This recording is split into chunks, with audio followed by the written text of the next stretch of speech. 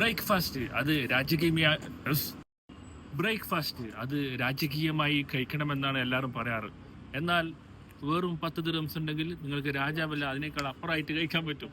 അപ്പോൾ നല്ല ആവി വറക്കുന്ന പുട്ട്, നെയ്പ്പത്തലുണ്ട്, പൊറോട്ട, ദോശ, വെള്ളാപ്പം, ഇഡ്ഡലി, പുട്ടെടുക്കാം, കടലക്കറിയുണ്ട്, ബാജി, മുട്ടക്കറി, മുട്ട പുഴുങ്ങിയത്, ചെറുപയർ, ഉപ്പുമാവുണ്ട്,